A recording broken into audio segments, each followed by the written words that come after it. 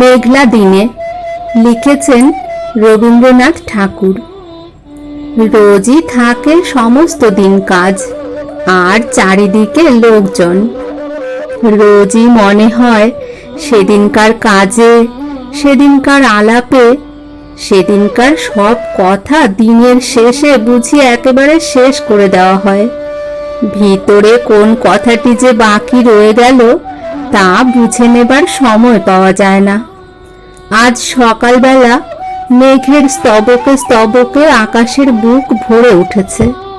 আজও সমস্ত দিনের কাজ আছে সামনে, আর লোক আছে চারদিকে।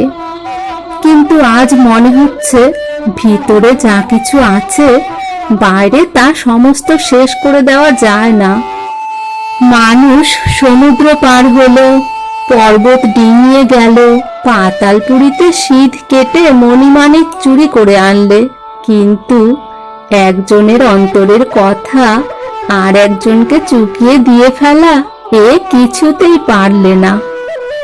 আজ মেঘলা দিনের সকালে সেই আমার বন্দি কথাটাই মনের মধ্যে পাখা ঝাপটে মরছে।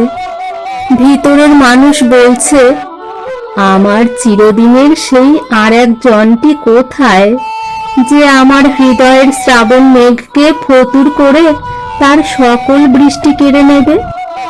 আজ মেঘলা দিনের সকালে শুনতে পাচ্ছি সেই ভিতরের কথাটা কেবলই বন্ধ দরজার শিকল নাড়ছে। ভাবছি কি করি, কে আছে যার ডাকে কাজের বেড়া ডিঙিয়ে এখনই আমার বাণী সুরের প্রদীপ হাতে বিশ্বের অভিসারে বেরিয়ে পড়বে? কে আছে যার চোখের একটি ইশারায় আমার সব ছড়ানো ব্যথা এক মুহূর্তে এক আনন্দে গাথা হবে, এক আলোতে জ্বলে উঠবে? আমার কাছে ঠিক সুরটি লাগিয়ে চাইতে পারে যে আমি তাকেই কেবল দিতে পারি। সেই আমার সর্বনেশে ভিখারি রাস্তার কোন মোড়ে আমার ভিতর মহলের ব্যথা আজ গেরুয়া বসন পড়েছে, পথে বাহির হতে চায়, সকল কাজের বাহিরের পথে, যে পথ একটি মাত্র সরল তারের এক তারার মতো কোন মনের মানুষের চলায় চলায় বাঁধছে।